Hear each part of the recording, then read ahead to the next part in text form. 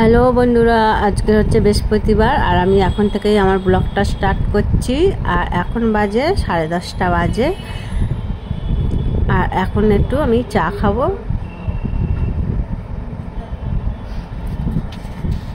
সকালবেলা একটু চা না খেলে কিছুই ভালো লাগে না। আর একটু পাউরুটি এদিকে সেঁকছি আর একটু টিফিনের চা পাউরুটি খেয়ে নেবো। আর আজকে জানেন তো আমার মা বাড়িতে যাবে, একটু ব্যাংকের কাজ আছে, তার জন্য মাল লাগবে, ওর জন্যই বাড়ি চলে যাবে।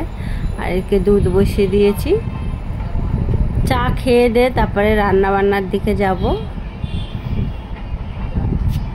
আজকে সকালে কিন্তু একবার চা হয়েছিল, মা খেয়েছিল, তার জন্য এখন আর চা দেবো না। একটু দুধ আর কলা আর পাউরুটি 1 পিস, এইটাই 1 পিস খাবে না, তাও দিয়েছি। যাই হোক, এবারে সবজি কেটে নিয়েছি। এখানে দেখুন ফুলকপি দিয়ে আলু দিয়ে মাছ দেওয়া হবে, কেটে নিয়েছি সবজি। আর এদিকে মাছটা খুব ভালোভাবে ধুয়ে নিয়েছি। আর এদিকে লাউ ঘন্ট হবে, আর বেশি কিছু হবে না। এদিকে ভাতও বসিয়ে দিয়েছি।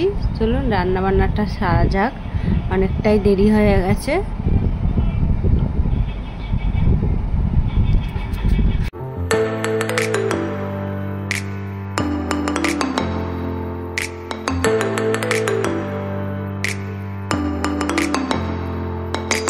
আর এই শীতকাল এলো মানেই ফুলকপি আর মাছের ঝোল, ফুলকপি আমাদের ঘরে প্রায় হয়, একঘেয়ে ভালো লাগে না, তবুও রান্না করতে হয়, যাক শীতের সময় শীতের সবজি। আর দেখুন দুই দিকে কিন্তু রান্না বসিয়ে দিয়েছি কিন্তু খুব তাড়াতাড়ি হয়ে যাবে রান্নাটা।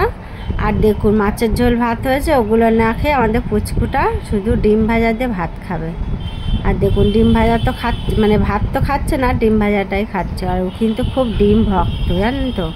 দেখুন সব ডিমগুলোকেই খাচ্ছে শুকনো শুকনো ভাত দিয়ে।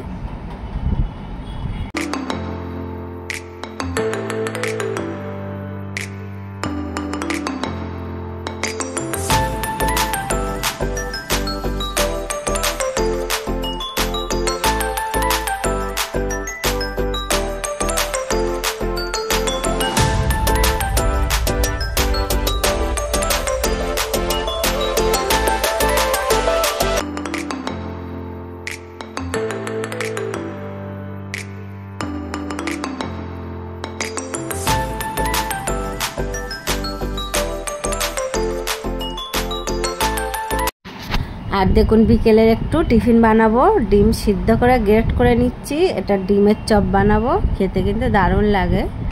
বিকেলে একটা কিছু খেতে হবে, এর মধ্যে বেশি কিছু লাগে না, পেঁয়াজ কুচি আর ধনেপাতা কুচি আর কাঁচা লঙ্কা আর একটু নুন হলুদ এগুলো দিয়ে একটা করে নিতে হবে। আর একটু বিস্কুটের গুঁড়োর মধ্যে চুবিয়ে নিলেই হয়ে গেল ডিমের চপ। খেতে কিন্তু দারুণ লাগে। এইভাবে আমাদের বিকেলে মাঝে মাঝে টিফিন হয়, এটা ওটা, খেতে কিন্তু দারুণ লাগে। দেখুন কি চটপটে হয়ে গেল, কত সুন্দর।